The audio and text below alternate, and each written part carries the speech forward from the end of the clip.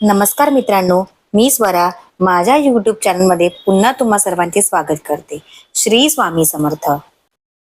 उठा उठा स्वरा, आजचा दिवस सुंदर करायचा आहे. झोपून राहून काय फायदा नाही आहे. स्वप्न बघणं थांबव, आता ती पूर्ण करण्याची वेळ आली आहे. नवीन दिवस, नवीन ऊर्जा आणि भरपूर सकारात्मकता.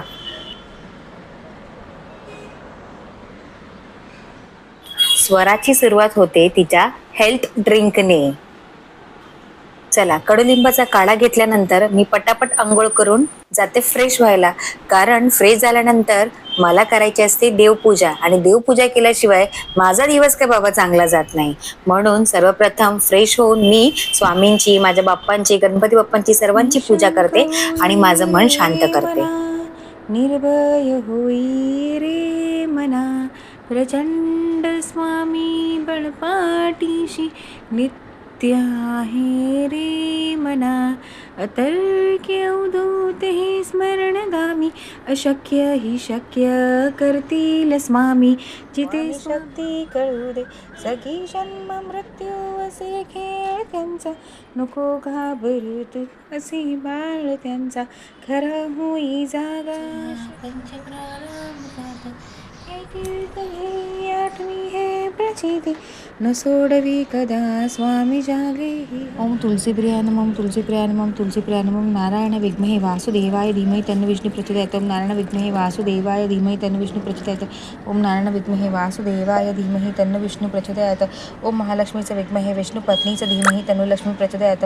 ओम महालक्ष्मीचे विद्महे विष्णु पत्नीचे धीमहि तन्नो लक्ष्मी. सूर्यदेवाय नमः, आदित्याय नमः, भास्कराय नमः.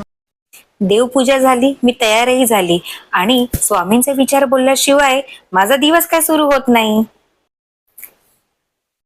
स्वामी सांगतात, गुरु असता पाठीशी श्री समर्थ, का चिंता करावी मी व्यर्थ, तोची एक समर्थ, ज्याचा विना माझा जीवनाला नाही अर्थ. श्री स्वामी समर्थ. जर तुमच्या मागे तुमच्या गुरुचे मार्गदर्शन असेल तर चिंता करू नका, ते तुम्हाला सदैव मार्ग दाखवत राहतील. फक्त प्रयत्न कधी. डाळिंब पाक केलं आणि पटापट मी निघाली कामाला जायला. असंच छोट्या छोट्या कामाची सुरुवात करून मोठ्या स्वप्नांची पूर्तता करायची असते. त्यामुळे कामाला जाणं सुद्धा गरजेचं असतं. मेहनत करणं तेवढंच गरजेचं आहे. मेहनत केल्याशिवाय कुठलंच फळ भेटत नाही.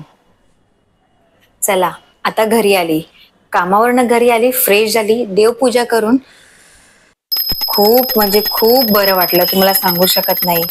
सर्व काही सकाळची जेवढी थकावट असते ना, ती सर्व देवपूजा केल्यानंतर मन प्रसन्न होते आणि ते थकावट निघून जाते.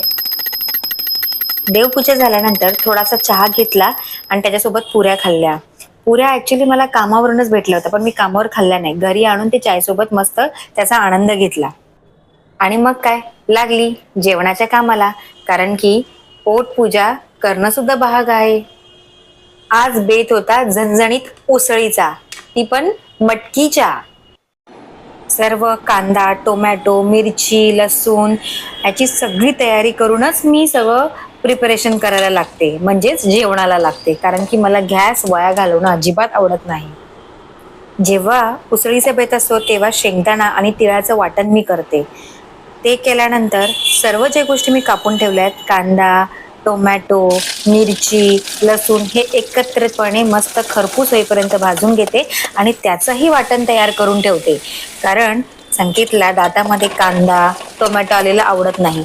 तो जरी माझा नवरा असला तरी लहान पोरापेक्षा काही कमी नाही. सर्व असतं मस्त खरपूस भाजून घेऊन त्यांचं वाटण तयार करते.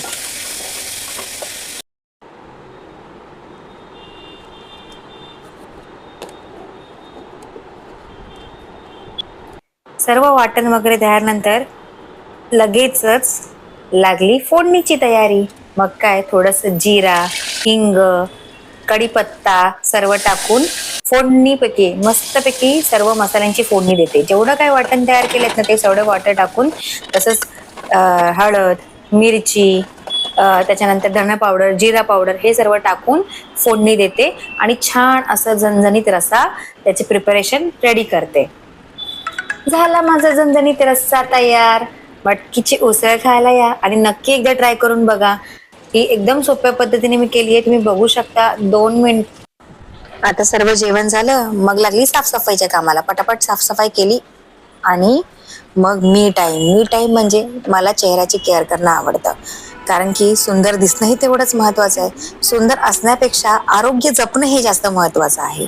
म्हणून फेस पॅक लावून मी झाली आराम करायला सज्ज. चला, छान फ्रेश झाली, तोंड धुतलं आणि ग्लो बघा चेहऱ्याचा. हे उपटन खूप चांगलं इफेक्ट करतं. चला मग आता उद्या भेटूया एका नवीन व्हिडिओ सोबत. Bye bye, good night, Shri Swami Samarth. तुम्हाला जर माझी सिंपल लाईफस्टाईल रुटीन आवडला असेल तर नक्की लाईक, सबस्क्राईब आणि शेअर करा. श्री स्वामी समर्थ.